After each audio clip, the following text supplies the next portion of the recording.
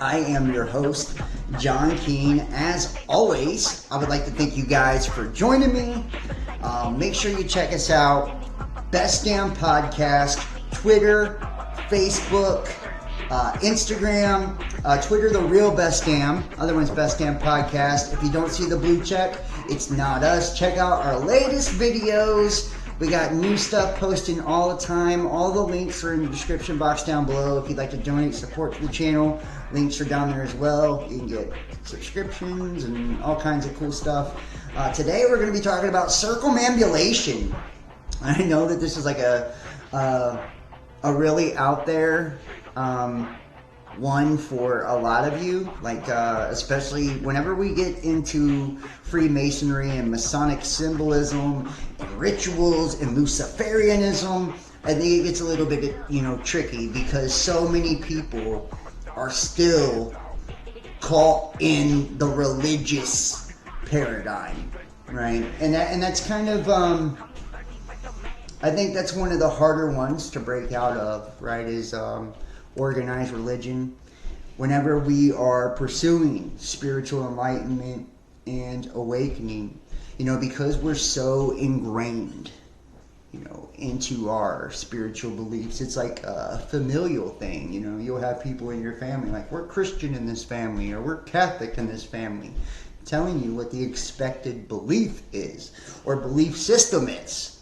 So anytime you challenge that, right, it's often looked at as evil, because any opposing view or belief is considered to be evil, especially with the negative connotation that is attached to words like illumination, Freemasonry, symbolism, the occult, Hermeticism. But remember, words like the occult sound dark, they sound spooky, they sound evil, but the truth is occult means to be hidden, something that's hidden in plain sight, and hermetics, that means to be sealed, hermetically sealed, something that's sealed, within a mystery.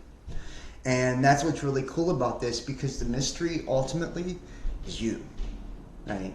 It's you. It's about discovering oneself. And a lot of times, we've seen psychologists, spiritualists, many different people over the decades, some of the greatest minds, shed light onto this process of illumination and what actually has to happen in order to kind of trigger these things. And we can speed up the process, if you will, through certain rituals, certain practices. Tonight, what we're going to do is we're going to look at some of these different rituals and practices, some of these different schools of thought and beliefs, and we're going to let you decide.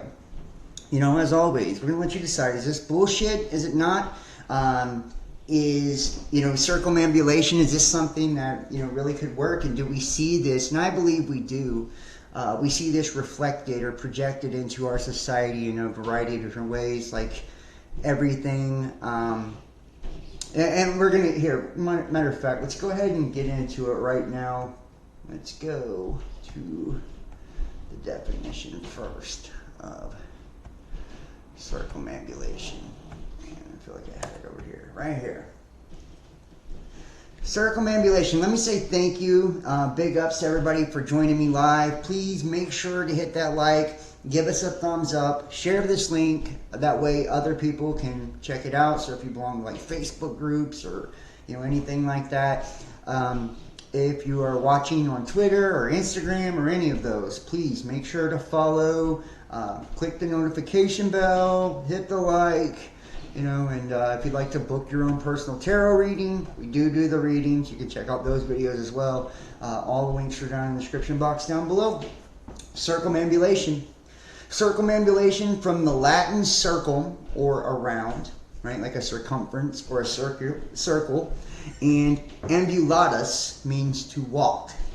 So it is the act of moving around a sacred object or an idol. And remember, whenever we look back into the book of Genesis, in particular, we see that it discusses that humans were made in the image of the Elohim. An image means a phantom, a projection, an illusion, or an idol, right? So when it talks about not worshiping idols in the Bible, it's talking about the physical self, right? Your avatar, if you will.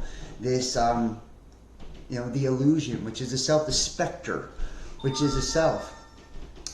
So, circumambulation of temples or deity images is an integral part of the Hindu and the Buddhist devotional practice known as Sanskrit. It also is present in other religions, including Christianity, Judaism, and Islam. And we're going to show you a few examples of some of the structures and, what was kind of brought to the attention by people like Carl Jung, right? And through psychotherapy, the dissecting of the mind and the conscious and subconscious self.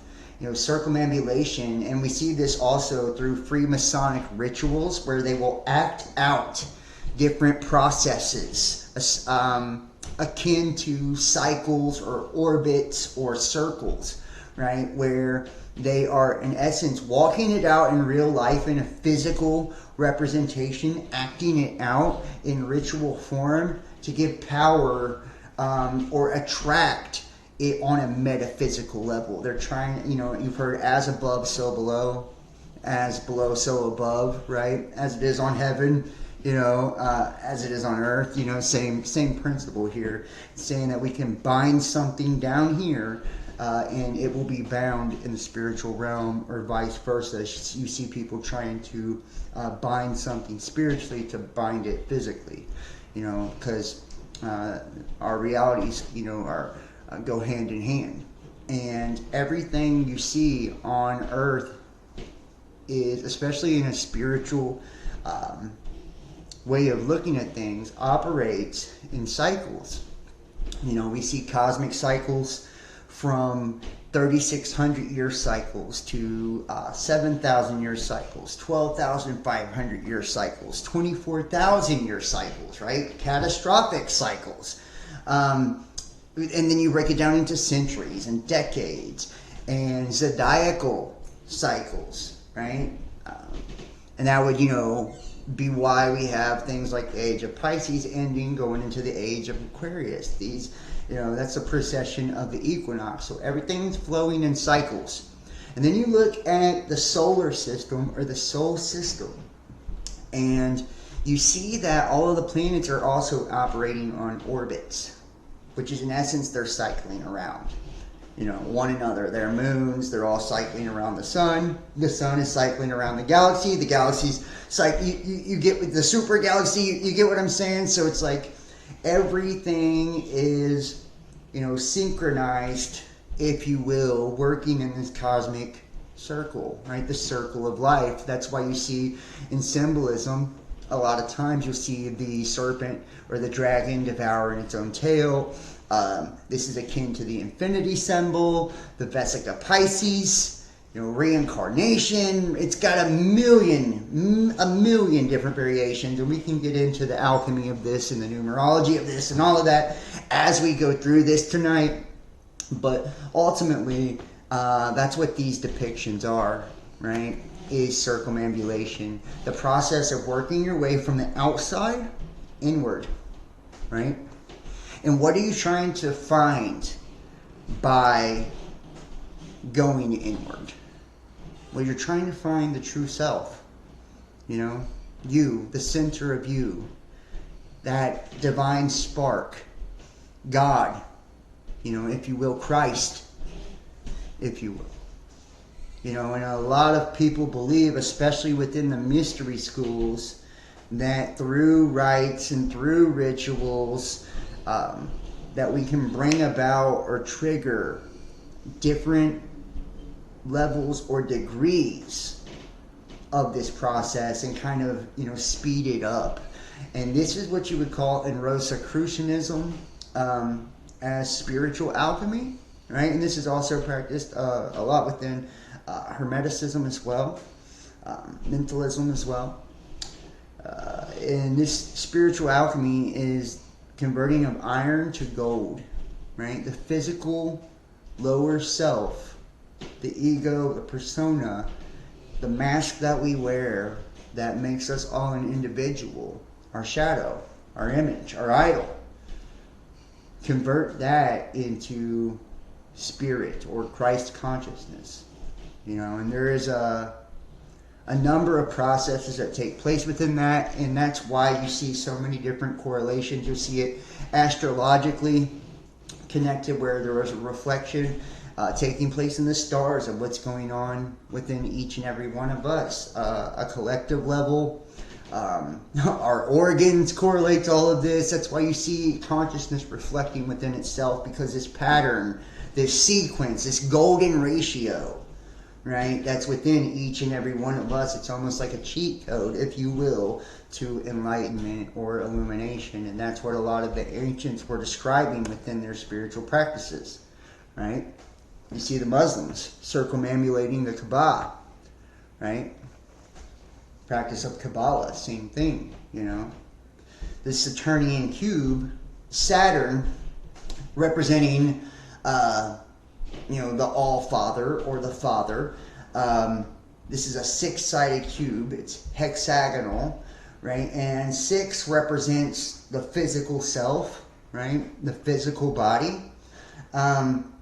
And this, you know, also, which the black cube in Masonry, the Masonic cube, you know, equals 666 as well, right? Because, you know, the dimensions of it, you know, are 1 + 5, 1 + 5, 1 + 5, you know, and we see that Saturn, you know, representing this masculine, representing the physical, which is, right, the lower self. It's what we're actually trying to transmute into something higher, and they're orbiting it, right?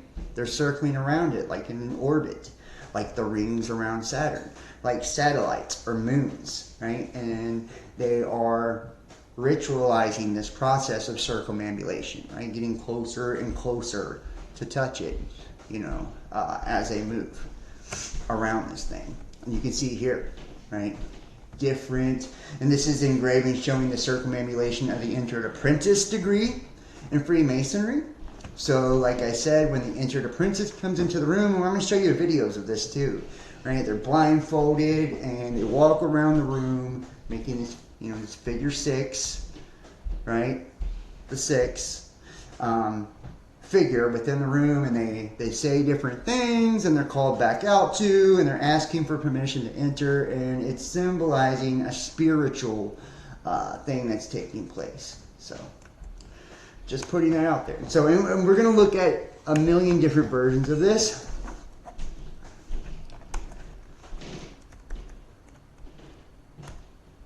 And this was, this is Duncan's Ritual and Monitor of Freemasonry, the Entered Apprentice of the First Degree.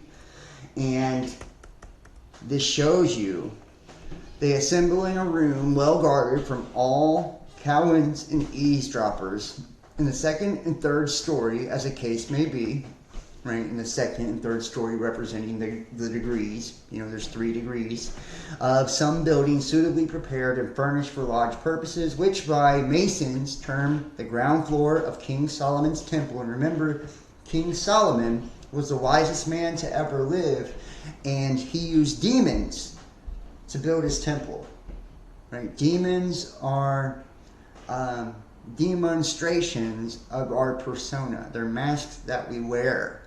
We all have demons, right? It's exorcising those demons by going within, right, and facing each part of ourselves. And in the 3 different degrees of illumination, I believe the first degree is discovering one's darkness, their shadow side. So looking at our evil, our lower self, and a lot of people never come out of that degree, by the way.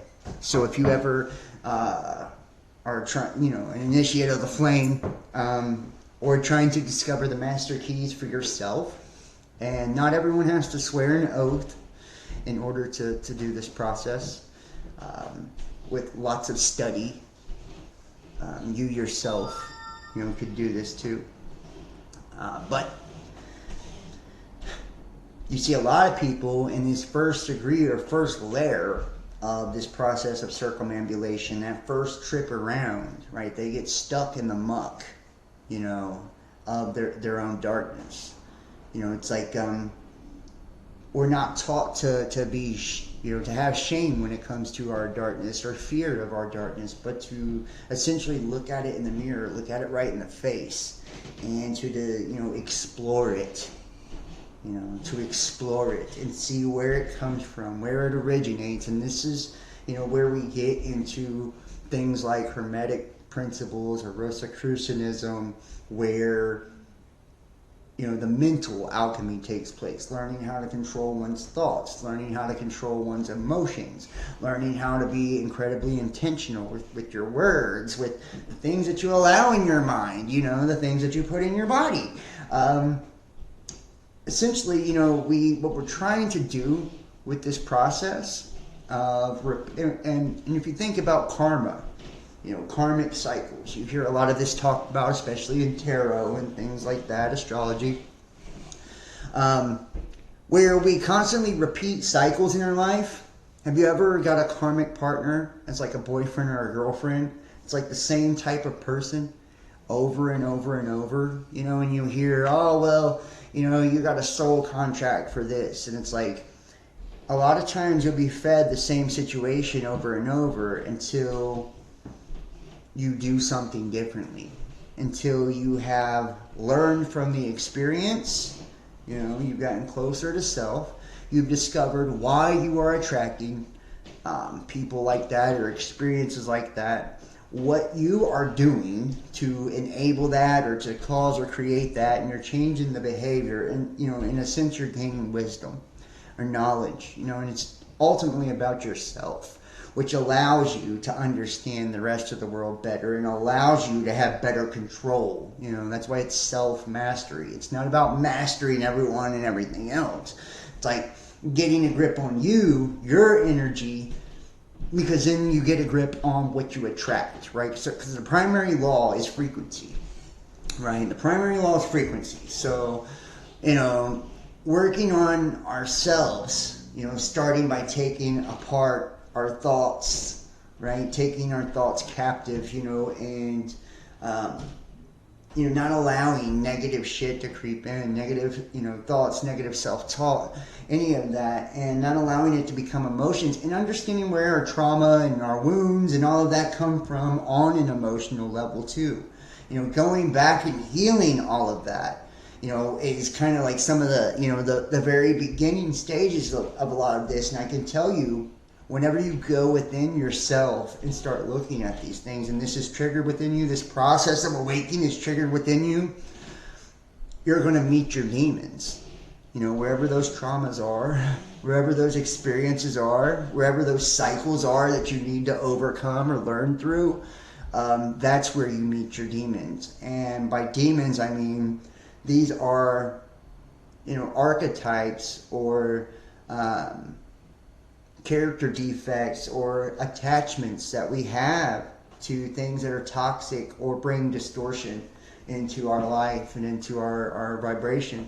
You know, it's like, it could be something as simple as like, you know, not loving yourself or not thinking highly of yourself, or, you know, it's like too, like whatever we believe in is what we will, the reality we will always experience. So it's like, you ever meet a person that doesn't believe in love, that doesn't believe in, you know, true love or things that last a lifetime, or, you know, working through things or whatever. It's like, you know, they will always, you know, end up in an experience that, you know, falls short of true love, because they don't even have the belief that it can be real or possible, you know, to begin with. And maybe, you know, they need those experiences to show them, you know, that maybe there is. Maybe it's the experience of them quitting on someone and the person still continuing to love them no matter what,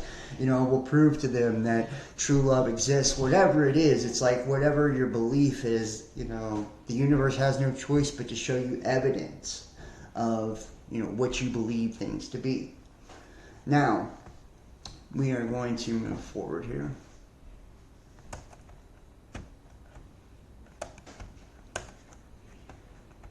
And you can see the pattern here as well. In Zen Buddhism, it can mean any ritual circuit or circumambulation at Tassajara each morning. The officiating priest visits 4 different altars, and remember those are north, south, east, west, right? Whenever we look at the Tetragrammaton, it's the 4 names of God as well. Yod, He, Bod, He, hands nailed, feet nailed. The 4 horsemen, right? This is, you know, the 4 ensigns. I mean, there's a million. The 4 winds, okay? And these are, you know, angels. They're 90-degree angles that make up, you know, our world, our matrix. These are governors, or that's why they're called names of God. And remember, like the planets, you know, 7 planets, deities, these are archetypal energies for everyone, like on a collective scale. Now, they visit the 4 different altars on their way to Zendo to make bows and offerings of incense. The Jundo begins with the first roll down of the Han and ends with Doshi entering Zendo with the 3rd roll down. And remember, see, it's like 1, 2, 3. These are the degrees.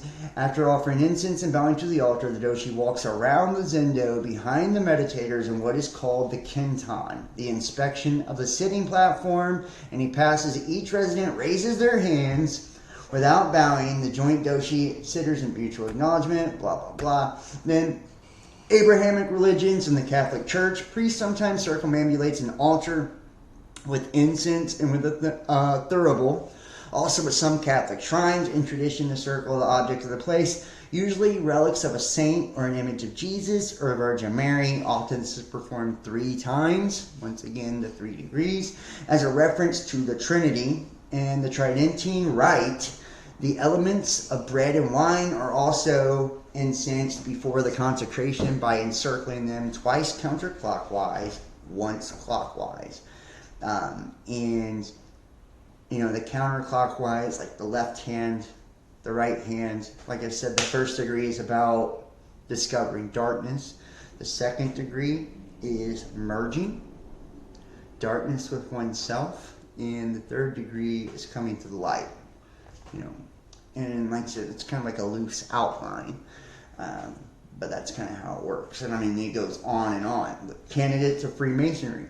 Candidates for the 3 principal degrees of Freemasonry circumambulate the altar in the lodge room. It is done in a clockwise fashion. The number of times which candidates ambulate around the altar depends on which degree is being presented. And there's a million other variations of this. Okay? Because it's all basically the same. Yeah. Now, we're going to show some Masonic initiation rituals here. We're going to just kind of show you how, you know, they walk into the room and they've got the blindfold on and all this good shit. So let's make sure you guys have sound.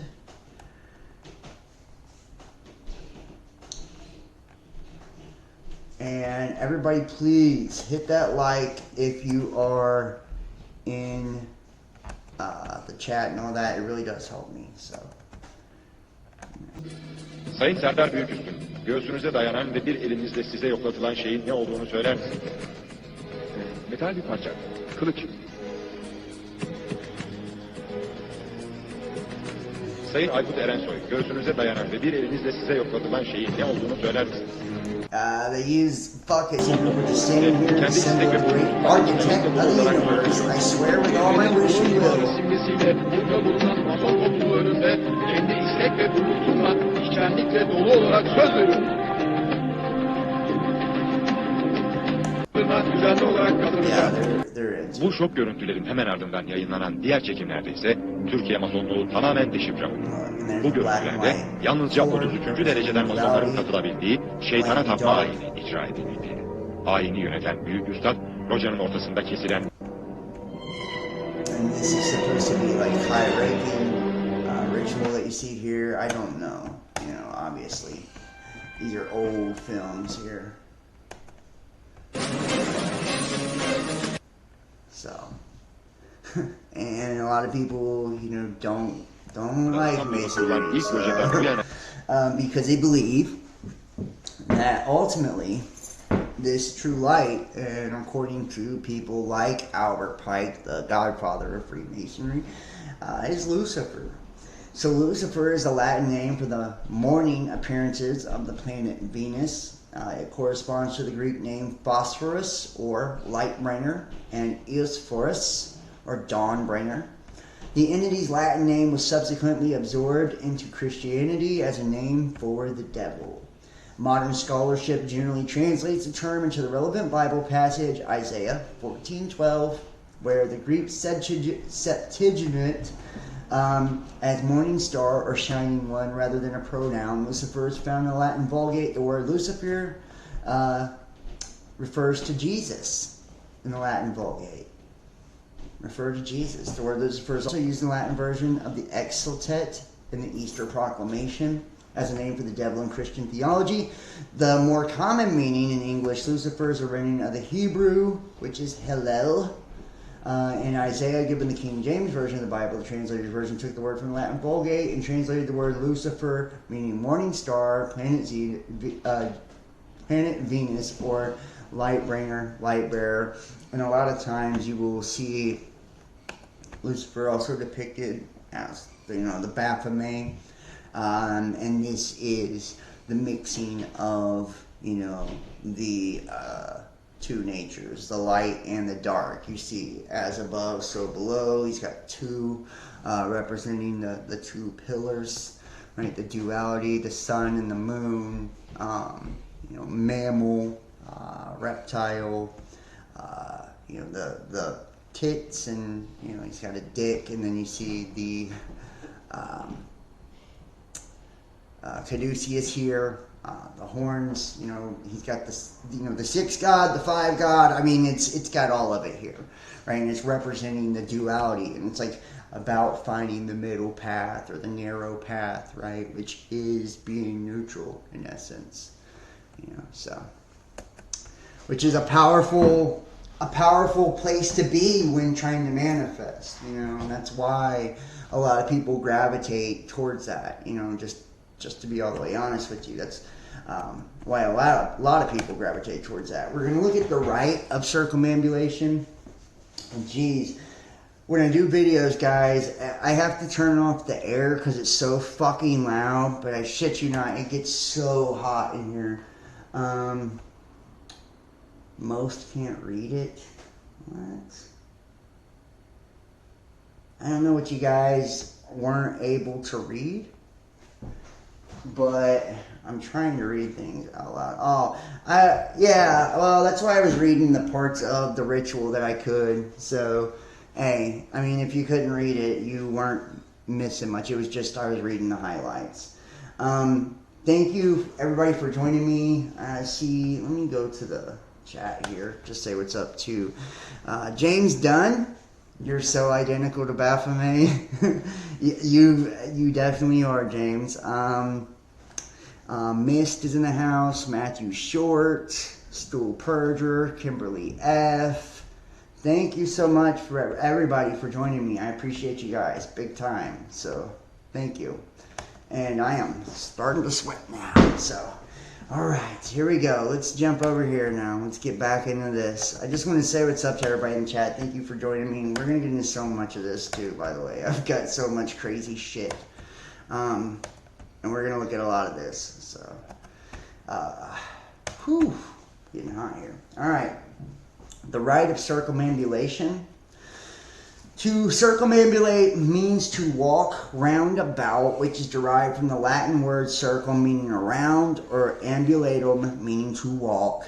Its original sense is referred to the portion of religious rites and the ancient ceremonies of initiation, wherein the candidate was conducted in a formal procession around the altar or some other holy and consecrated object to preambulate, which in the Latin word circum is replaced by the Latin word per, which means through.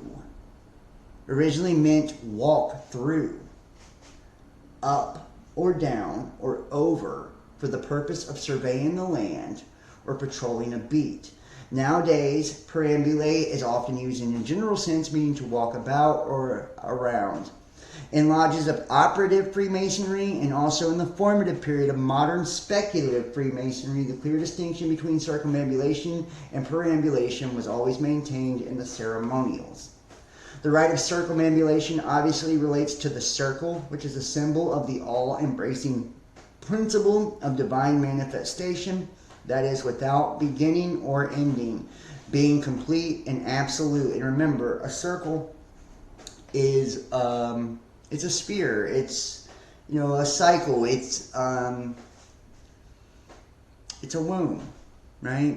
And when we look at the Hebrew definition for you know, the word matrix, it means a womb. You know, womb is a matrix. You know, so we are born. You know, our cells are circles, right? We sit in a belly.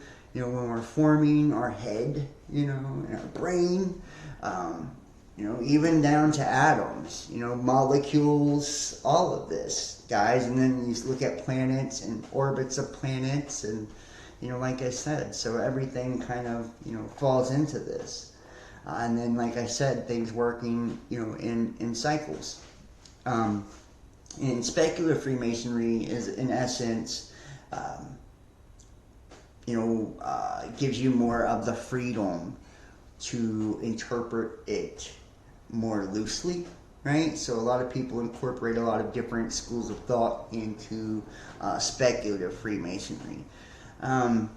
The rite of circumambulation obviously relates to the circle, which is the symbol of the all-embracing principle of divine manifestation, that is without beginning or ending, being complete and absolute. The attributes of the divine manifestation are illustrated in the Wisdom of Solomon, which is an important part of the compendium of moral and spiritual instructions known as the Book of Proverbs, much of which repeats earlier Egyptian exhortations almost word for word. When he set the heavens in their place, I was there.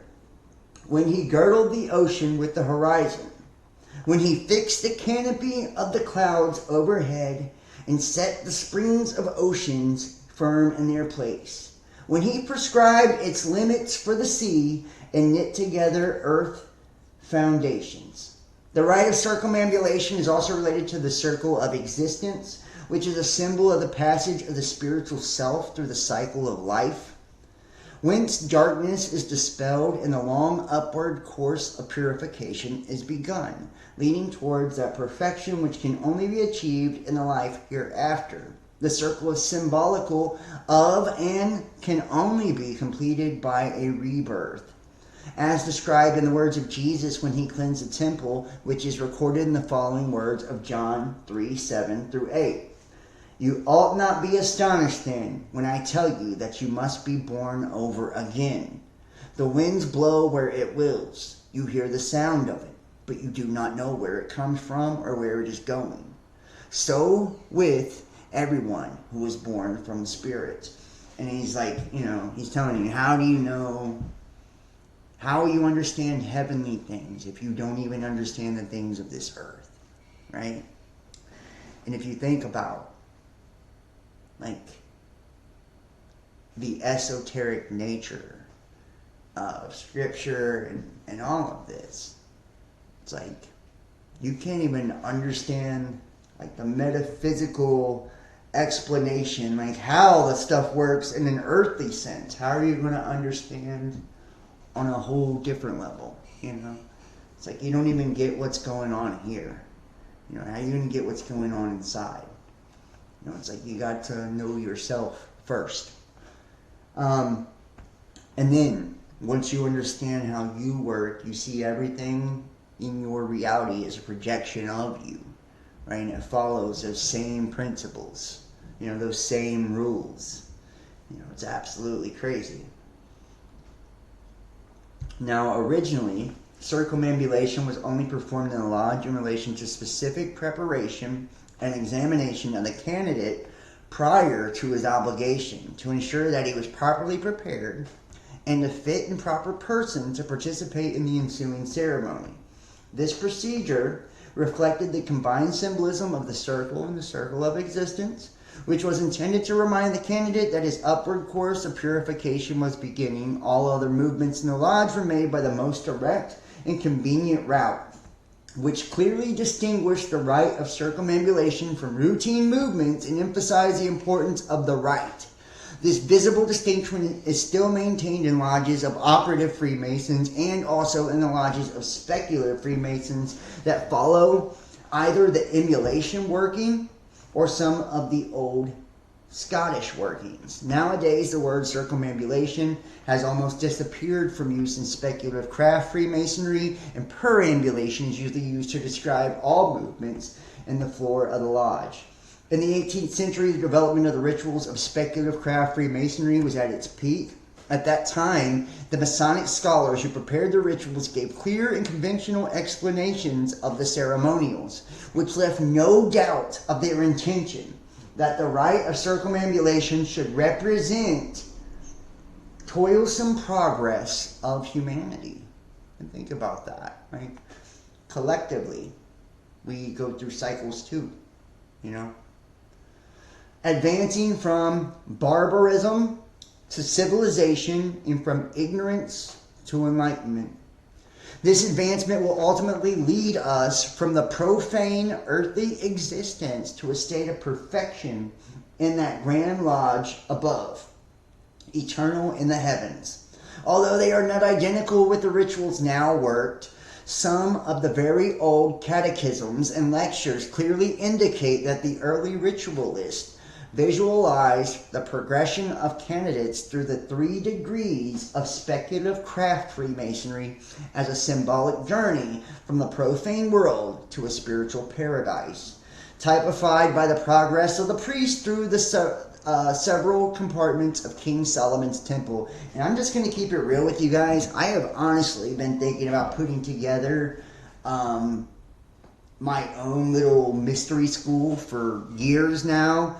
And, you know, as I was taking a break from, you know, content creation and all that, I really worked on my craft, and I've got so much stuff I could share with you guys, you know, as far as like self-initiation and rites and rituals and so many different things that I feel has triggered me into awakening, like fucking, you know, 10th gear type shit, like for real, like hair blowing back, cheeks blowing back, full throttle into illumination, you know. And it's like, it's chaotic at times, but I mean, I've really seen some shit, you know. And it's like, this stuff works, it really does. And each time I go on these loops, these journeys, you know, if you will, these cycles, these chapters in my life, which I should write a book, you know. I mean, a million people's told me that, all the things that I've been through, I've seen, I went through. A lot of you guys have seen me. I've traveled all over the fucking place. I've been so many people. I've been in so many wild situations. Yeah, so it's like, but I always take something away from each one. Every time I learn something about people, I learn something about myself, you know. I learn more about how everything works, how everything's connected, how much control we actually do have over our reality, over our world, you know, and how beautiful of a gift life truly is. You know, how special life truly is, how special love is. And it's like, I wish, if that was one thing I could like give to people, I think along the way, along the journey, would be to give people that same understanding of love. You know, it's like, love don't quit, love don't give up, you know. Love is eternal, it's unconditional. You know, when you have that love for yourself, and I'm not saying I'm perfect or anything like that, and I'm not. It's like I have bad days and days I don't even like myself, but I have love for myself, you know, and I have love for others, and No matter how down I get or, whatever. I can look back on just good memories in life with people I love and still feel the same love the day I met those people. It's like once I love someone, I always love them because, I have so much love within my heart for myself. And, it's like if you could share that with other people, share the love you've attained, share, and when you've seen life be taken away and destroyed and abused and all of that, it's like it makes you appreciate it that much more because any moment it could be gone, and it's usually not until people are gone out of our life that we appreciate them as well. The progression still has a place in speculative craft Freemasonry. The first degree symbolizes rebirth, which is emblematically represented by the priest stepping between the two great pillars and passing through the ulum, the porch or entrance at the eastern end of the temple. The second degree symbolizes life, education, and work, which is represented emblematically by the priest entering the temple proper and making ritual offerings in the hikal, or the holy place set aside for the celebration of divine service by the priest. And the third degree symbolizes a victorious completion of this earthly existence, culminating in the perfection that can only be achieved by passing through the mystic veil, which cannot be penetrated by human eyes, which is emblematically represented by the high priest entering the debir, or holy of holies, or the western end of the temple, and the debir was in the form of a perfect cube and was considered to be the seat of Shekinah, or the dwelling place of God in the midst of his people. And like I said, right, that darkness, the purification or the combining of natures, and then illumination, that third eye opening, that sacred secretion, enlightenment. By the second half of the 19th century, circumambulation was no longer regarded as purely religious or mystical practice, having acquired a new and more general usage, simply meaning to walk around or about. During the same period, perambulation had also lost its specific meaning, because it was used more and more frequently when circumambulation previously would have been to describe the movement more accurately.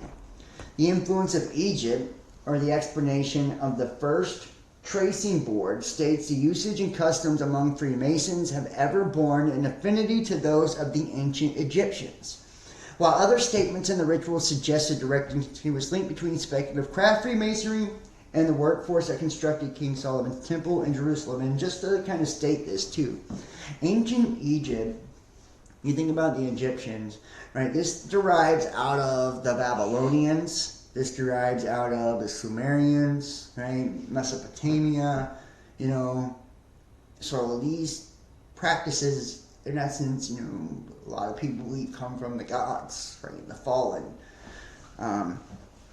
serpent knowledge, right? And that it was guarded, that these watchers went into underground caves, or ant people, like the Hopi talked about, went underground during the Great Flood and guarded these mysteries, these teachings, and taught them to men, after the flood. The Greeks, they also believed in, the rites of Egyptian initiation. This is where we get a lot of our Hermetic principles. The Rosicrucianism, same way, right? All of it's deriving from these same places. Judaism, all of it. Ultimately, when you look at all of the different religious beliefs around the world, they all have the same basic principles or outlines or stories, mythologies, right? Because they're all impressing upon you similar patterns, but of a one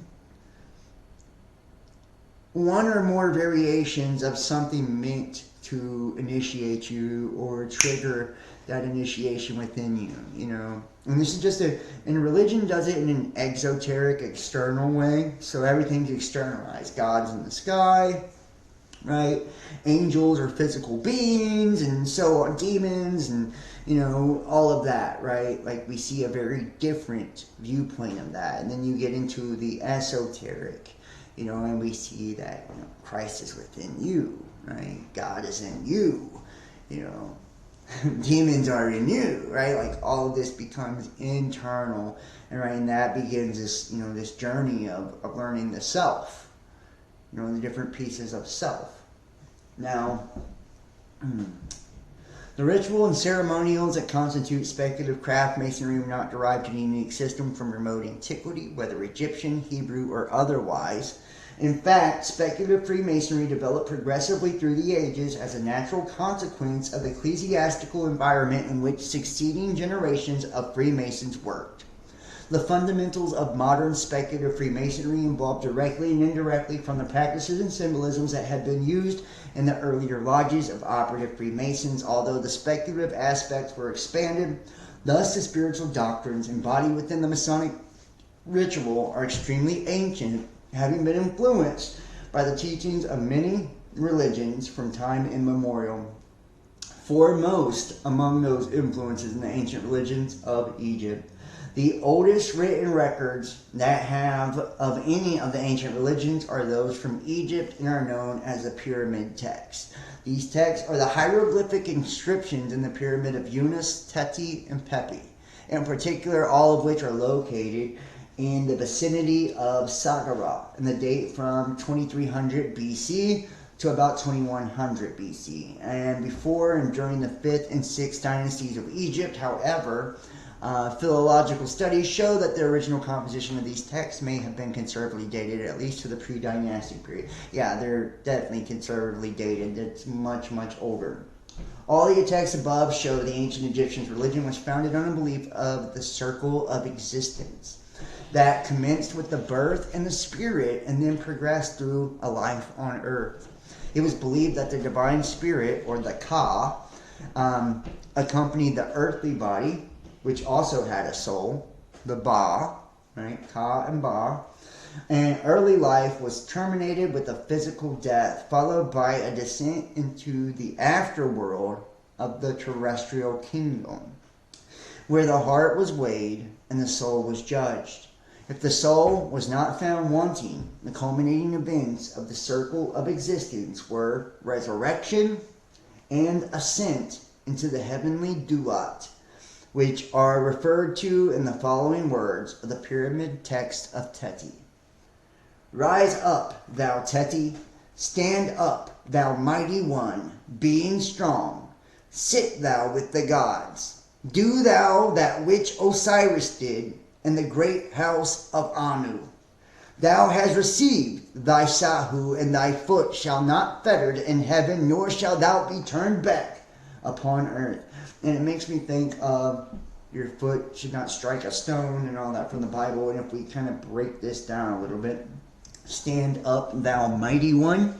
Whenever we talk about the mighty ones in the Bible, we are referring to Nephilim, Gibborim, Raphaim, Elohim, right? And these meaning angels, right? Angels, watchers, guardians, princes, planets, right? The mighty ones being strong, deities, archetypes of the zodiacal wheel, or astrological archetypes. We have 12 main archetypes, and that is the zodiac. Okay. Each age, right? Each archetype connects to elements. Each element and each deity connects to planetary names. Each planet has its own characteristics, if you will, positive and negative, and its own traits, its own correlation to a color of the rainbow. A spectrum of the light also correlates to a chakra, right? You see what I mean? Which correlates to a number, which correlates to a mineral, to a metal. And these are how we start to discover the different layers and principles of reality and of ourselves, in essence. But that's neither here nor there. That's highly advanced for today. This is part one, and we're just breaking into it today. We're going to continue to go forward with all of this, and we're just going to bust it down, but we have to start off with the simple shit first. And when he says, be strong, sit thou with the gods, Do that thou which Osiris did in the great house of Anu. If you're sitting with the gods, you're in heaven. You're in the sky, right? That's where the gods dwell, in the spirit. And Osiris, which is one soul, infinitely resurrecting in spirit, right? So that's that spirit that animates each and every one of us. It is God in the great house of Anu. Anu is the Father, right? So that would be the ultimate, the Lord of Lords. Thou hast received thy sahu, and thy foot shall not be fettered in heaven, nor shall thou be turned back. Now, sahu that must be received before resurrection and ascent into the heavenly du'a is a spiritual body that has obtained a sufficient level of knowledge, power, and glory to become everlasting and incorruptible, transcending the divine spirit, Ka, and the soul Ba, that had accompanied the body during its earthly life. And this goes into Rosicrucianism, right? This is the what would we call it? God, it's slipping my tongue now. But the conversion of iron into gold, right? And this is the astral body. There we go, the astral body, right? So we are in essence working on building that astral body. And I will tell you this too. I'm not going to tell you how I know, but I'll tell you I know for a fact that a lot of the cuneiform and the glyphs that you see on the pyramid walls that talk about these journeys through the underworld are actually different forms of rituals to trigger this process of awakening. But you can also build literal parts of your spiritual body, the Ba. Right? You can build up your own Ba to accompany you on your journey into the underworld while you're still alive. And a lot of these priests and pharaohs, that's what they had the ability to do, was in essence stack energy. And it works like magnets. They could draw certain things to themselves. They could have more influence. There are many different and we're going to get into that one day and talk about these rituals and practices and what they would actually do, and maybe give you some yourself if you want to, try it out. It's up to you. The circle of existence was central religion of ancient Egypt. The final stage of the circle of existence was represented richly by progress through various chambers in the Great Pyramid of Khufu. The entry of the soul into the afterworld begins in the chamber of ordeal, the subterranean chamber excavated deep into the bedrock below the pyramid, where a period of trial and probation must be completed. And remember, this is like at the deepest level of darkness, right, where it begins. If the soul is judged to be acceptable and determined symbolically by weighing the heart against the feather of justice, he ascends to the grotto known as the Well of Life.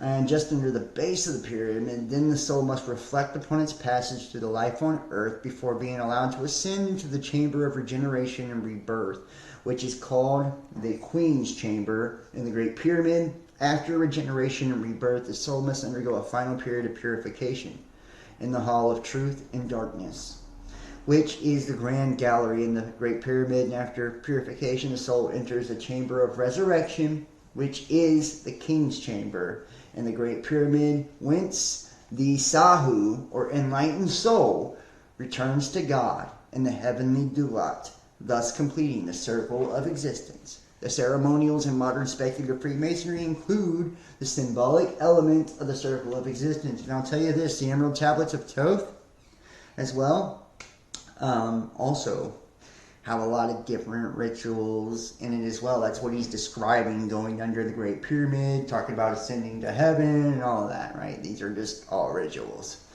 right? So the influence of the ancient mysteries, ancient secret system of teaching, are generally called mysteries, from the compound Greek word Mithrian, which is a range of associated meanings, including a mystery, a secret, and also an initiate.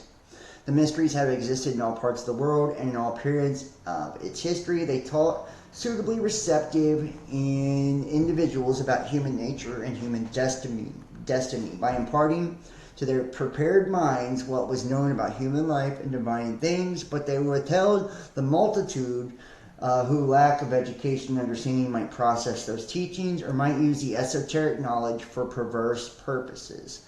Such systems existed in Egypt, Assyria, Chaldea, India, China from the most ancient times, and they were also used among the Hebrews, the Greeks, the Druids, and the Romans in later times, and for many centuries before the advent of Christianity. Even in more recent times, the mysteries were practiced even among the early Christians and the Muslims. Yeah, it's like Ishmaelism and, Christian Gnosticism. All these are different layers of the same thing.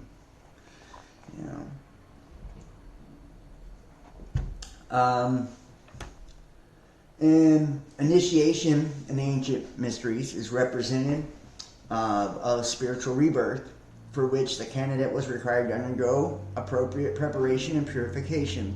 In ancient times, preparation of the candidate for initiation could take many days, even weeks, and involve fasting, contemplation, stringent trials, and many absolutions. During the ceremony of initiation, the candidate was usually cloaked in white and conducted 3 times in a clockwise direction around the altar or other consecrated object. Great care was taken to follow the apparent clockwise course of the sun, which was in the northern hemisphere, was by the right, because the sun was a symbol of the commencement of a new life.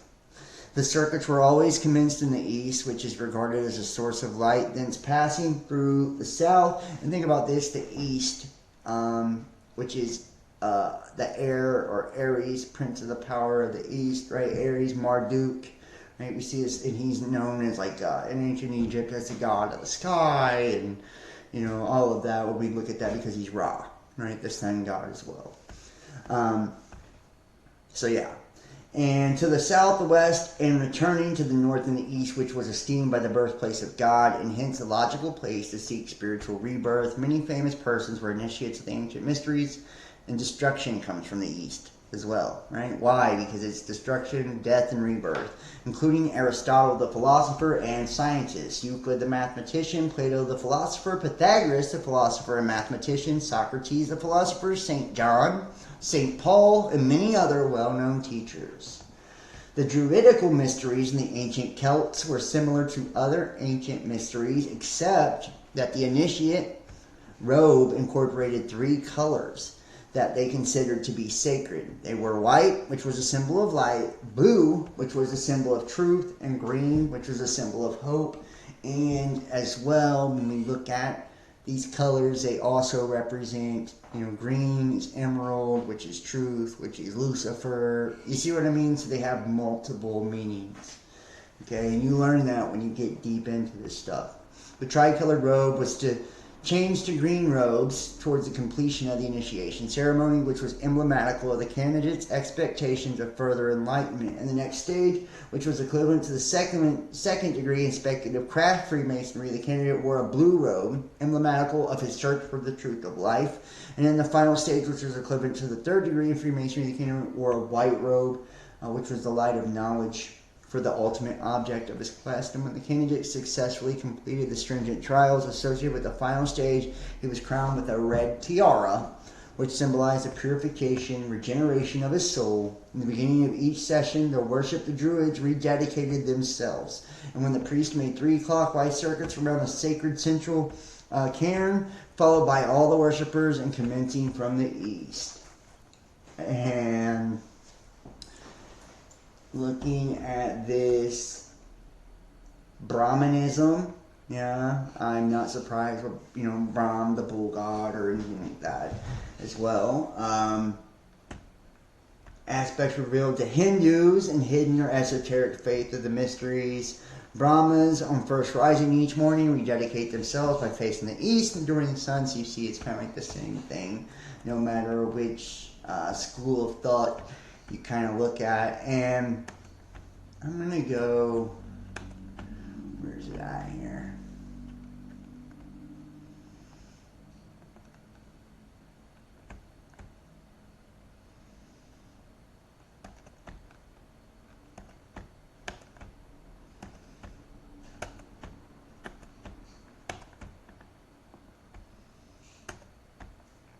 I got one of these books here that I want to share with you guys.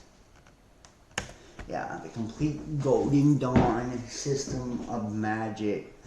And the Golden Dawn is like a mix of, you know, Hermeticism, Rosicrucianism, the OTO. It's, you know, in essence, it, you know, it's pretty much, you know, one of the Egyptians. It's got a lot of all of the mysteries that are wrapped into this. So here we go. Techniques of invocation and the Complete Golden Dawn System of Magic.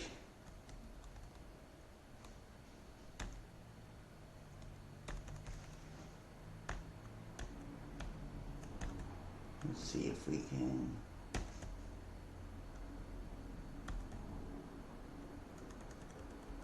The ritual of the pentagram. The pentagram is a powerful symbol representing the operation of the eternal spirit and the four elements under the divine presidency of the letters of the name Yeshua. The elements themselves and the symbol of the cross are governed by Jehovah or Yod-He-Vad-He, but the letter Shin, representing Raush Elohim, the divine spirit, being added thereto. The name becometh Yeshua, or Yehovah. The latter, when the letter Shin is placed between ruling earth and the other letters of the Tetragrammaton, from each re-entering angle of the pentagram therefore issue a ray, representing radiation from the divine. Therefore it's called the flaming pentagram, or the star of the great light, and an affirmation of the forces of divine light to be found therein. Traced as a symbol of good, it should be placed with a single point upward, representing the rule of the divine spirit.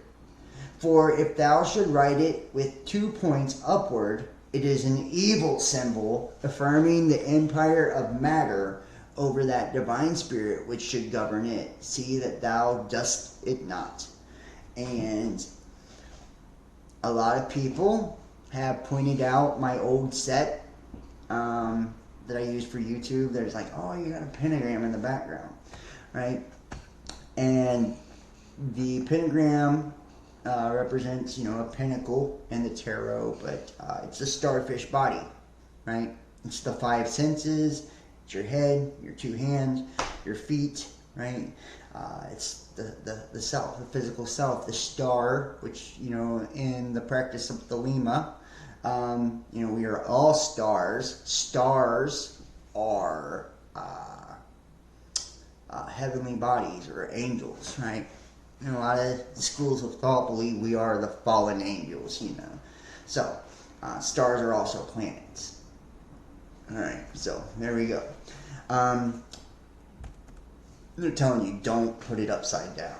Yet, if there may arise an absolute necessity for working or conversing with the spirit of the symbol of the pentagram reversed, for know thou well, thou canst have no right to injure or hurt even evil spirits to gratify curiosity or caprice.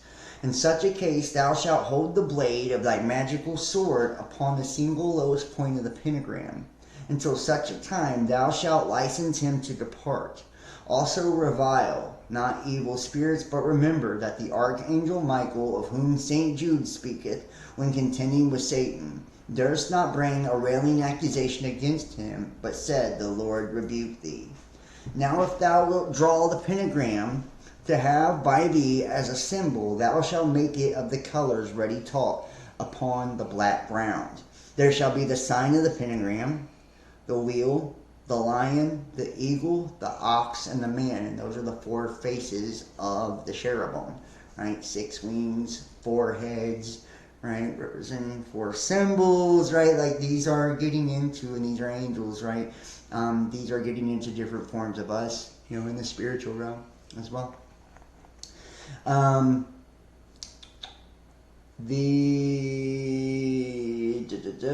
Hence ariseth the supreme ritual of the pentagram. According to the angle from which the pentagram is traced, the circle or wheel answereth to all pervading spirit. The laborious ox is a symbol of the earth. The lion is the force of heat. And think about it, ox is Taurus, right? It's an earth sign. The lion is Leo, it's a fire.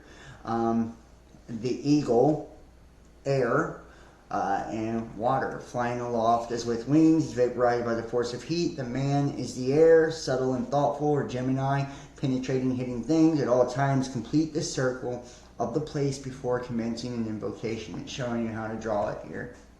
Invoking pentagrams. At all times complete the circle of the place before commencing an invocation.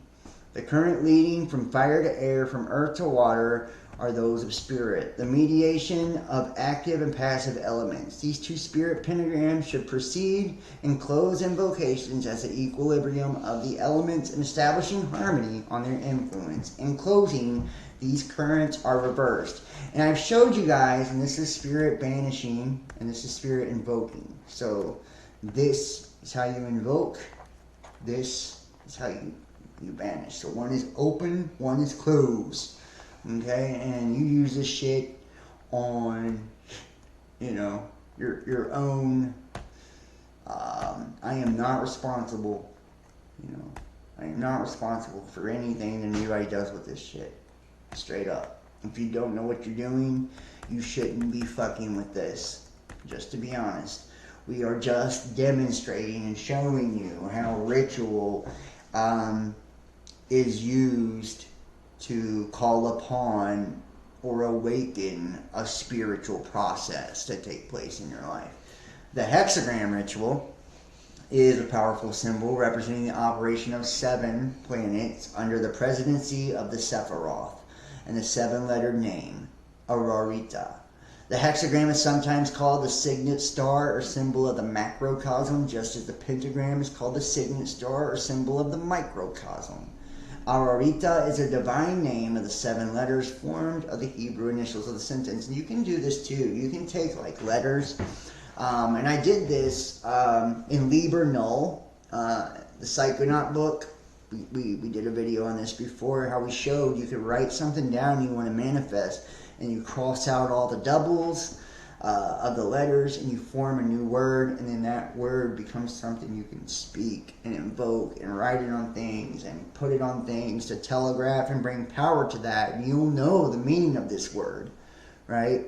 And you can put it in rituals as well. Burn sage and, you know, put it in water, depending on what elements you're trying to use. So there's a million different variations of doing this, and these are supposed to trigger these things in the spiritual realm. So anything that you're doing on the earth, ultimately, and remember, the primary law is frequency, right? It's vibration.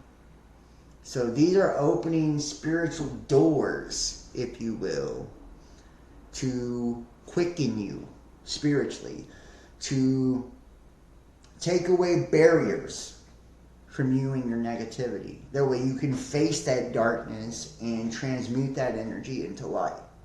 That way you can heal those parts of yourself, access parts of yourself that are normally closed off. That way you can connect to more energy. Open yourself up wider to higher and more dimensions. You know, and as you do that, you begin to raise your frequency, your vibration, hence attracting higher frequency, attracting more. You're able to take on more energy. You know, you're able to work with more. You develop more authority in the spiritual realm as well as you learn your craft and as you rank up through this process. And this initiation is you are starting something, you're initiating the journey of illumination. You're lighting, you know, that spark, that divine spark within yourself. And you're taking care of it, making it become a flame.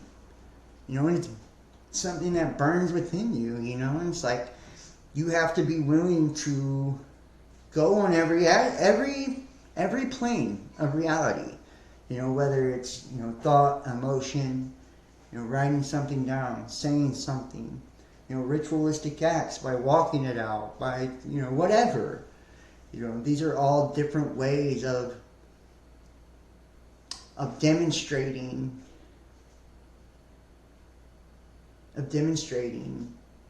these master keys, if you will, to ultimate enlightenment. You know, and they have worked for people for eons. You know, that's why they go back so far. They're ancient. They've been protected and guarded. You know, these are the secrets of humanity, the mysteries of humanity. You know, and those who learn them, these are the people who rule the world. These are the people, you know, who control our lives, right? Or control the masses, if you will. So,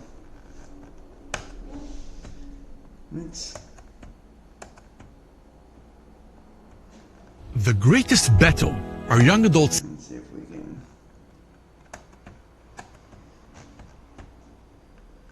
I know this is not going to be for everybody, you know. Authority, then go. Please listen as Mr. Jack Harris, a former... Since Masons believe that the ritual is their authority, then please listen as Mr. Jack Harris, a former worshipful master of the Lodge, continues to perform and explain the significance of portions of the entered apprentice degree, the first degree of Masonry. We will now continue with our ritual in the first degree of Freemasonry. Mr. Smith, you are received into Masonry upon the point of a sharp instrument piercing your naked left breast, which is to teach you, as this is an instrument of torture to your flesh, so may the recollection thereof be to your conscience, should you ever reveal any of the secrets of Freemasonry unlawfully. And the sword is like the Roman spear, piercing Christ's heart, which allows all the water out and all of that, right? Remember, the heart is a seat of the soul, you know, as well. So it's like condemning your soul if you tell these secrets. You're swearing an oath on your soul. That's why,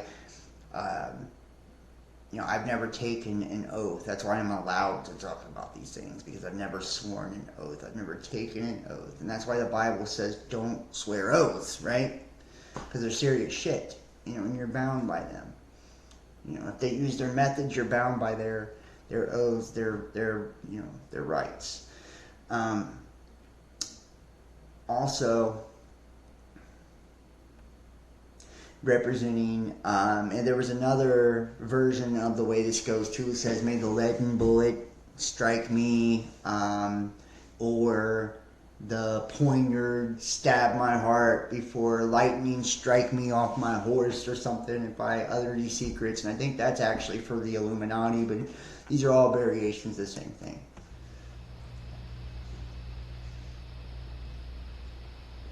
Remember, he's in the darkness trying to find the light.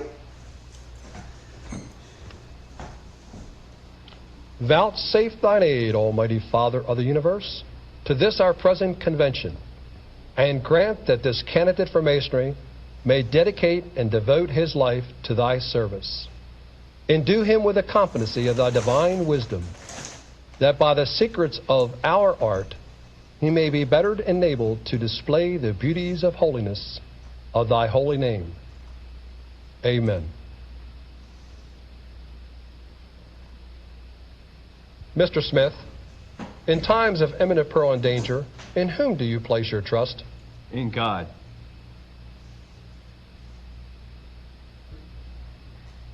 All right, as a former worshipful master, I want to ask you a couple things. First of all, we saw this segment with Bill Mencken, 32nd degree Mason, talking to Dr. Walter Martin. He said Masonry is not a religion and has no creed, no... What the fuck? I see a comment. It says, Vikings bathed themselves in the blood of innocent. Your all-father holds no true power here, heretic. What the fuck? Dude, come on now, bro. The All-Father it's Saturn, you know.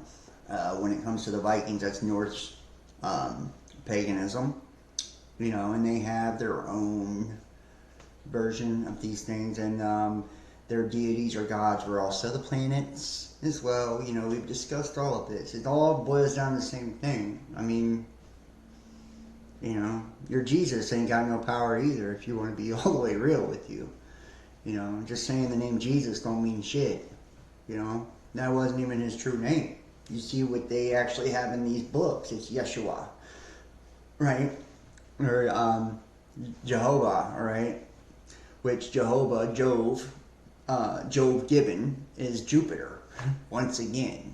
Jesus, he bore our stripes, the stripe planet, Jupiter, right, which is Thor, and, you know, the god of lightning, or Zeus, Jesus, Hail Zeus, Jesus, once again, who was a son of God. Jupiter was the son of Saturn, right, or Kronos, Satan, also, you know. So if we're really, you know, being honest, not one of these invocations have any more power than the other. The Christ, or Christos, means the anointing, right? That anointing comes from the divine anointing within, right? So Christ is within each and every one of us, right? Some people believe it is a metaphysical process that can be induced by ritual, spiritual practice, you know, mentalism, hermeticism, Rosicrucianism, whatever you get into. But spiritual practice will induce sacred secretion of the pineal gland, which is that little pine cone you see all the little Anunnaki people holding and shit like that, right? That actually is our metaphysical antenna. And that's why the jab, you know, in the graphene oxide, which is in essence like a magnetic substance, right? And remember, we're electromagnetic beings, went to the magnetic pole of our body, which was our pineal gland, and it destroyed it. So it destroyed our receiver, you know, to tune into the spirit. And if that's not the mark of the beast, I don't know what is. You know. And that's what a lot of these processes are doing, you know, is working you through the maze of self, you know, remembering, you know, putting the pieces back together of the spiritual body to make ourselves whole again, because we are fragments or fractals of the Creator. We are divine sparks of the Creator. Confession of faith, okay? Then we watched as you actually performed the ritual. And it seemed to me that you did have a creed, you did have a confession of faith. Tell us what you were doing and talk to both of those areas. Okay, the first area dealing with being received as a Freemason into the lodge. You were received upon the penalty of a sharp instrument piercing your naked left breast. Yeah, now that was pretty rugged. What do you think about that threat of punishment from a Christian point of view? From a Christian point of view now, I believe that it's very hard for me to be a witness for Jesus Christ in the world at the same time knowing I belong to an organization that is telling me that I must keep their religious secrets secret or I will suffer a penalty of death. I have a hard time with this as a Christian. Okay, you got a secret organization versus an open one. We know that Christianity is actually How to stimulate the pineal gland to unblock your energy. Dionysus and all this. It's sun worship. What is an astrological practice as well? You know, so that's what they're talking about. The solstice. It's taking place on the December 25th, his birthday. I mean, we could go on and on about this. That's why he comes out of Virgo, which Bethlehem, House of Bread, is actually a star in the constellation of Virgo, born of the Virgin, right? He's the lion of the tribe of Judah, Leo. You know, it's, I hate to bust people's ass on that, but, you know, and it's like, that's what Carl Jung... We will now continue with a presentation of the ritual... Carl Jung was talking about how even the stars, the astrological story, is a manifestation or a projection of the human collective consciousness. And that's how we're able, you know, in Bibles and religious books, they all tell the same story, right? Flood stories and all of this, creation stories, creation mythos, because this is true on a collective level. And these are the narratives and all these 12 main archetypes we all have within each one of us, because we're all, in essence, a piece of the same thing. So we all have that trademark, that imprint of the Creator within us.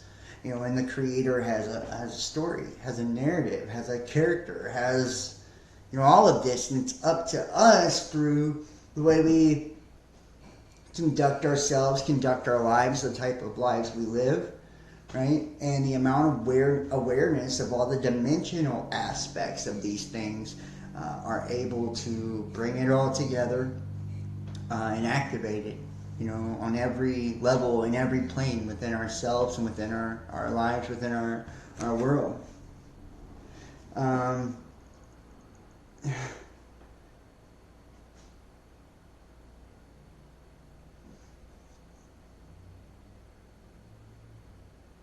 Well, hey, you guys everybody's welcome to their own opinions and beliefs, and I know that people are not going to agree with everything. If you're in the chat, I do want to ask you, please don't attack one another for your spiritual beliefs and all of that. We should be past that by now. If you don't agree with somebody in the chat, just let them believe what they believe and you believe what you believe. It's like, have love for one another in spite of your differences. You're going to see ultimately at the end of the day, it doesn't matter. It doesn't matter what they believe. It only matters what you believe,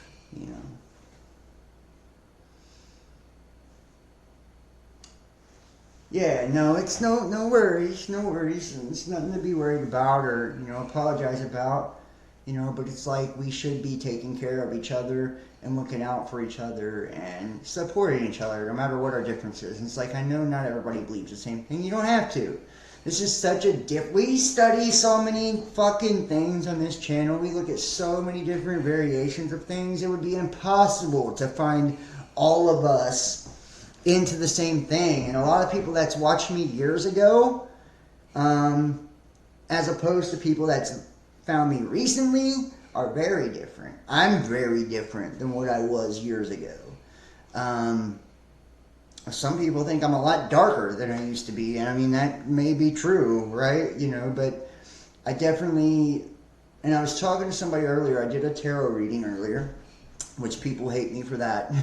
That's divination, that's witchcraft and all of this, which I refuse to hold on to dogmatic anything anymore. I have no guilt for my beliefs. I have no shame for my beliefs. I believe what I believe, and that's between me and the Creator, as well as you, whatever you believe. So I don't allow guilt and shame and all that to creep into my life. I am what I am who I am, and I'm okay with it. So the tarot thing, I used to get a lot of shit for that. And sometimes, every now and then, I still do. So I was doing a reading today, and I was talking to somebody, and they were saying that they felt guilty when they would look at the occult or certain things because of their religious upbringing, in particular with Christianity, And it's like, I told them, I was like, that was the thing that was the last chain that I broke. When it comes to mental freedom, truly awakening and stepping into awareness of self. And it's a process and a journey, and it never ends.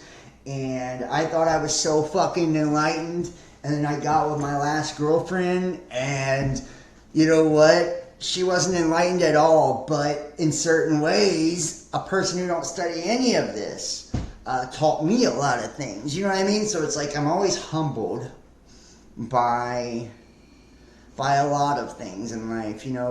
As soon as I think I know so much, it's like I'm shown that I don't know shit, and that it's still a long journey, and I still got a long way to go. but I no longer, you know, hold on to the guilt of religion to stop me from believing. And that's why, you know, I play the little satanic music, have the little pentagrams in the background. I don't give a fuck. I hope, honestly, that people misinterpret those kind of things. I mean, this is an occult channel. We look at the occult quite often. I'm always showing fucking Satanism and Luciferianism of the elites. Nobody has a problem with it if we're talking about the New World Order, right? But if we talk about real serious shit and we're showing real rituals, real handbooks, real shit, you know what I mean? It's like people have a problem then. You know, it's wild. I've always been blown away by that. It's like, okay, so I'm showing you how it actually works, but you don't want to see that. You just want the bullshit of me saying, oh, this is New World Order reptilians, they're Satanists, they sacrifice kids. But when I show you how it actually works, you don't want to see that. You know, then that's evil or that's boring. It's like, this is legit. This is so you can learn it yourself. Come to your own conclusion on what it is. You know, how it works. Does it work? You know, whether one considers studying the hidden is right or wrong, it can be looked at as knowing self. Yeah, man. You know, you're welcome for a great reading. I enjoyed that reading earlier. It's always fun to do readings, you know, and Mel's a regular. She gets readings all the time. You guys have no idea how much the readings help me, too. People buy tarot readings. They help me so much. Financially, they help me stay sharp, you know, spiritually as well. I enjoy doing the tarot, you know, and it's really helped, you know, expand my horizons so much, you know, into astrology and everything else. I've studied every craft and every spiritual concept or religion you can imagine. And anybody who's watched me, you know, from day one knows that. They know that there's not a topic I haven't touched. You know, I'm not afraid to go into anything. And on my own, I study these things intensely. And Freemasonry has been something I have really gotten into over the last 6 months to a year, so deeply it's not even funny. I mean, I listen to Morals and Dogma by Albert Pike when I go to sleep at night, you know, because I'm captivated by the principles, by the methodology, by the rituals, and by how it actually fucking works. And then by the way we interpret it and then demonize it, you know, as a public. And I'm not saying, you know, that there's not bullshit that goes along with it. Obviously, we know there is. You know, there are people that abuse everything, but I don't believe that, you know, people really get the real gist of what it is. You know, if they did, if they understood, you know, what it truly is, I don't think that any of them would. The real mystery does not behave mysteriously. Would have half of the negative thoughts that they do about it. Now we're going to pull this up. This is Carl Jung, right? This is where the circumambulation comes from. A lot of this is, you know, psychology. Like I said, this breaks down in so many different things. Or secretively. It speaks a secret language. It adumbrates itself by a variety of images which all indicate its true nature. I'm not speaking of a secret personally guarded by someone with a content known to its possessor, but of a mystery, a matter or circumstance which is secret. Carl Gustav Jung, the father of analytical psychology, was one of the most influential psychologists of all time. Throughout his life, Jung formulated numerous groundbreaking psychological concepts that have left an indelible mark on the field. Among these are synchronicity, archetypal phenomena, the collective unconscious, psychological complexes, the personality traits of extroversion and introversion, and the process of individuation. The son of a Protestant who refused to adhere completely to any religious doctrine, Jung studied throughout his life various religious traditions, including Christianity, Buddhism, Hinduism, and Gnosticism, as well as esoteric traditions like alchemy and astrology. But what inspired Jung to dedicate his entire life to this field, and most importantly, what gave birth to his profound fascination with alchemy and the esoteric arts? The answer is complex, but there is one important but overlooked hint that could solve this riddle. And this hint lies dormant in the mysterious history of Grand Lodge Alpina of Switzerland, whose second Grand Master was Carl Gustav Jung, his grandfather. Welcome to Agrippa's diary, the gathering place for modern mystics. Carl Gustav Jung. In 1912, Jung published Symbols of Transformation, a work that marked the beginning of his break from Freudian psychoanalysis.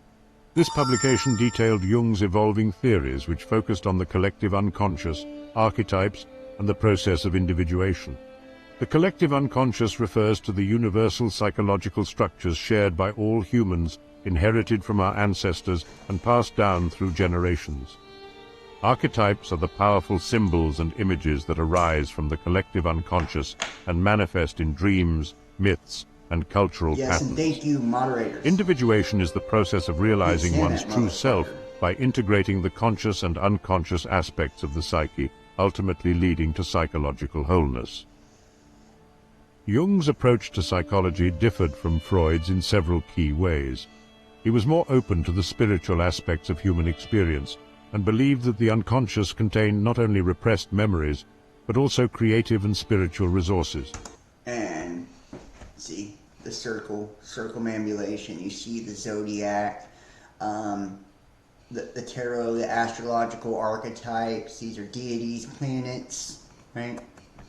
Furthermore, Jung recognized the significance of symbolism and mythology, often drawing on these sources to enrich his psychological theories.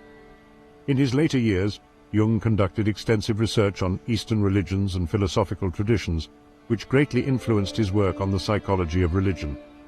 But there is a certain aspect of Jung's life that no one talks about, and that is his connection to the Freemasons, a fraternal organization that traces its origins to the local fraternities of stonemasons in the late medieval period. Just for context, Masonic teachings revolve around allegorical and symbolic lessons, drawn primarily from the tools and practices of the medieval stonemasons, as well as from biblical and classical sources. So, for his dreams reflections, Carl Jung writes, "I began to understand that the goal of psychic development is the self. There is no linear evolution.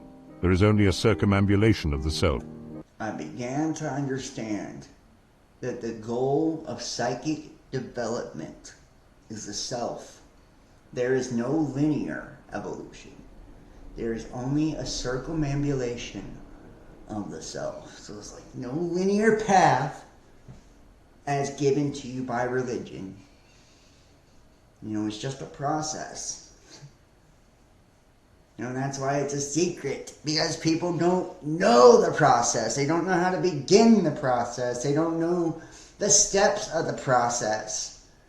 You know, but there's an art to it. You know, there is ritual aspects to it. There's practical aspects to it. Uniform development exists at most at the beginning.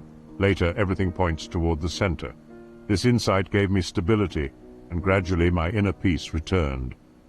In Jungian psychology, circumambulation is the process of moving around a central point or object, both literally and metaphorically. In the context of Jung's theories, this concept is often associated with the process of individuation, where an individual strives to integrate their conscious and unconscious aspects to achieve psychological wholeness. Circumambulation, as a psychological process, involves revolving around the self, the central organizing principle of the psyche, which represents the totality of an individual's conscious and unconscious experiences. By engaging in self-exploration and self-discovery, I want to show you too. You know, you have the outer world, the inner world, and you see it's broken down into two aspects of the self, right? The persona, the ego, and the shadow, or the anima, and animus, which is masculine, feminine. And you see collective consciousness and collective unconscious, and the personal self and personal unconscious. Individual gradually integrates the various psyche, right? Or psyche. And remember, the outer psyche is outer space, right? It's outside of the collective consciousness of all of us. You can look at planet Earth as a collective third eye for humanity, it being spherical in nature, right? With the lens being the dome, right? The dome, the electromagnetic field, you know? and that is the optical lens. And the stars and the sun, the central sun, are giving off frequencies of light, vibrations of light, which are refracted through the prism we call the electromagnetic field, and they are holographically projected into images, phantoms, illusions, specters of electromagnetic energy or vibrations, variations, which is us, right? So the covenant being the rainbow, right, which are 7 colors, right, which are the 7 sons of Satan or whatever, right, and the 7 main planets as well. And then you have the sun and the moon also, solar and lunar, breaking down into 2 pillars, which would be, persona and anima, right, the inner and outer world, the higher, the lower. Remember, in the Bible it talks about, or in the book of Enoch, which is referred to in the Bible, even though Christians say it's evil, it's referred to by Jesus in the Bible too. Not just anybody, Jesus refers to it. It talks about how the firmament, which is the field, separates the waters above and the waters below, right? And we're made up of 80% water. The earth is made up of 80% water. Water has memory. We got the experiments by Dr. Miramoto that shows our words have direct correlation and connection to the physical environment, good and bad. It's like, that's the power, right? This is our spellcraft, where we understand or stand under the spelling of the word. In the beginning was the Word. The Word was with God, right? Word is speech, it's sound, it's vibration.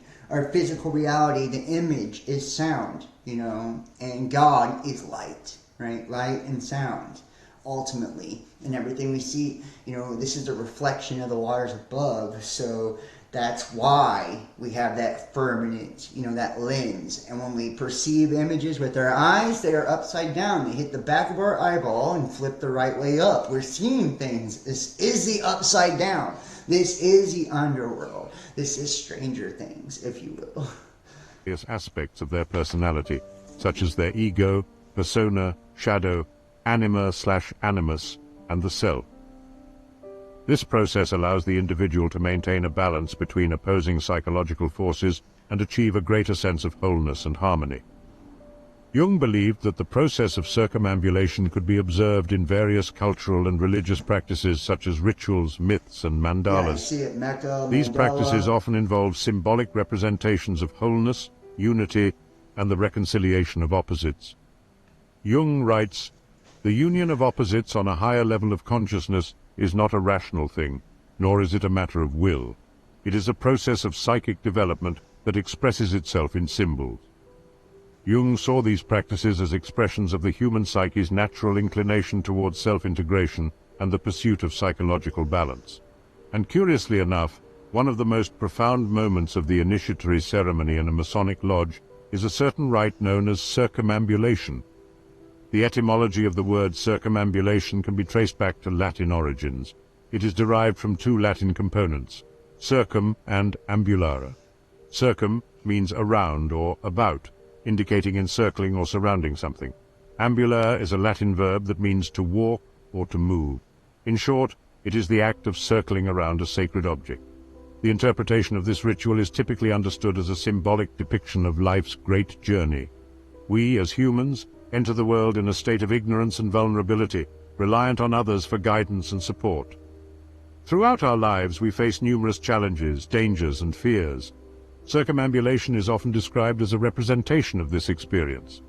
Although this interpretation does not conflict with facts or reason, it is likely that the ritual holds a deeper meaning.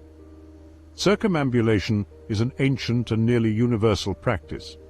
The Egyptians employed it in various religious ceremonies, such as carrying images of Isis or Osiris around temples or altars. Similar solemn rituals were conducted by the Jews, who would encircle the sacrifices, and the Arabs, who shared numerous customs with the Jews. Even today, many Brahmin sects incorporate this ritual. A priest must circle a sacred tree or pool during their initiation. Upon waking early in the morning, the priest faces the sun and walks in a circle, maintaining the center to their right. The laws of Manu dictate that in a wedding ceremony, the bride should circle the domestic hearth. For ancient Buddhists, such a ceremony held great significance, leading them to construct stone galleries around shrines for pilgrims and worshippers to circumambulate the image of Buddha. It is likely that Freemasonry has utilized the rite of circumambulation from its inception. In one of the ancient York rituals, the apprentice, demonstrating their worthiness to become a fellow, would move from one station to another, undergoing different tests by the master and the wardens. The rite of circumambulation symbolizes the process of harmoniously adapting to one's surroundings. As mentioned earlier, in Jungian psychology, circumambulation is associated with the process of individuation, where an individual strives to integrate their conscious and unconscious aspects to achieve psychological wholeness. While Freemasons use this practice in their initiatory rites, Jung described the process in a more academic way, suited for his psychological studies. But the similarities between Jungian psychology and the royal art taught in Freemasonry don't end here. Inherent in Jung's psychology is the belief that life is not simply a random biological occurrence, but rather a structured and purposeful process. Based on this, the numerous challenges we face in life, such as trauma, loss, anxiety, depression, despair, and illness, are essential, albeit difficult components of the transformative. You see the flaming heart of Venus there, right? Lucifer. See, so Veritas, right? And there's a flaming heart, sacred heart. You know, see Sacred Heart Jesus. It's the flaming heart of Lucifer. You know, the divine feminine love. It's always on the chest. That's where Jesus was pierced for his last time. He was pierced 5 times for the 5 senses. He died on the cross, right? Workings of the human psyche. We often mistakenly view ourselves as victims of our symptoms and suffering. However, these personal struggles are at the core of many archetypal themes and mythological patterns. Acknowledging the mythic aspects underlying our individual experiences dissolves our self-centered claims to life's joys and sufferings, connecting us more authentically with the human experience. By focusing on the shared aspects of existence instead of the distinguishing features of personality, we liberate ourselves and those around us. In this regard, the objectives of Jungian analytical psychology and Freemasonry are similar, as the communal bonds of brotherhood stem from a dedication to our collective human fate, rather than the self-centered aim of refining and preserving one's personal identity. Both analytical psychology and Masonry necessitate a spiritual sensitivity without being religions themselves. And, you know, we look at, this is angles and circles. When we look at the compass and all of this and the tools of Freemasonry, And in essence, it's trying to bring about an understanding of the architectural structure of the matrix, of our reality. And this great architect, Lucifer, or Inky, or Ea, or Christ, or whatever archetype you want to insert there for the light aspect, or the creator aspect, the knowledge bringing aspect, right, gives us guidelines to understand the inner workings of it and light up these patterns in our own life, which triggers this awakening, this coming to God moment, and illuminates these mysteries within ourselves. In essence, inspiring us to know our true self, our true nature, how we work, how it all works, and seeing the entire creation as an extension of self. So when we talk about circumambulation, it's the cycle of life, the process of enlightenment, the process of illumination. Yeah, you can bring it back to Freemasonry and mystery schools and Egypt and Rosicrucianism, the Golden Dawn, the OTO, whatever you want to take it to. It's got a correlation, a connection.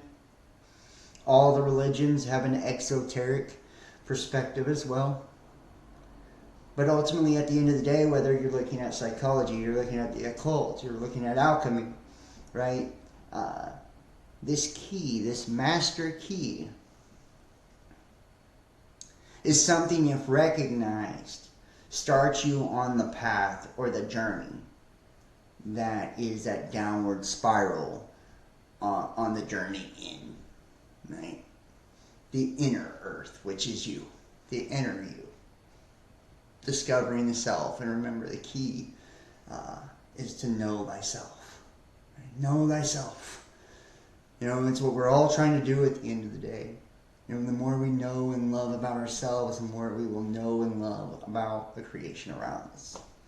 So, I want to thank each and every one of you guys for joining me. I'm going to stop this one here. I feel like this is a good place to kind of, you know, put this one to bed. I didn't want to take it too long anyways. You know, circumambulation. This is just one. We're going to hit the mysteries hardcore. I have got occult series after occult series, witchcraft, black magic. We're going to be doing numerology, gematria, all of it, dude. We're going to be going down the rabbit hole on all of this. And I'm going to put together a compendium of all of these videos and like playlist for patrons and subscription holders and donors and stuff like that. As part of like a mystery school, I'm going to start showing you guys the different rituals and rites and things that I do too, moon manifestations and all of that. I'm trying to put something really cool together.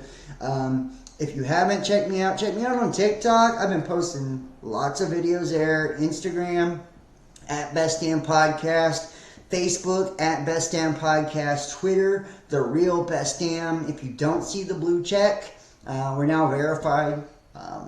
Facebook, Instagram, Twitter, then it's not us. So make sure you're following on all of those, all of our social media. Check us out, Rumble, BitChute. You can see a lot more of our hardcore stuff on there as well. Check out last night's show, The Lie Called Reality. Really good video. It's doing really well also. Make sure to share all of these too. Subscribe, follow, like, comment, share it to groups. You know, share it to the platforms. It helps so much. Join our subscriptions. Book a tarot reading. The Real Best Damn Podcast at gmail.com or text 513-393-2396. Yeah, donate. Support the channel. It helps me so much. PayPal, Venmo, Cash App, Facebook Messenger Pay, or over on Patreon. Thank you so much for watching. Stool Purger, Mist, Kimberly F, Jam Low, Autumn Sage,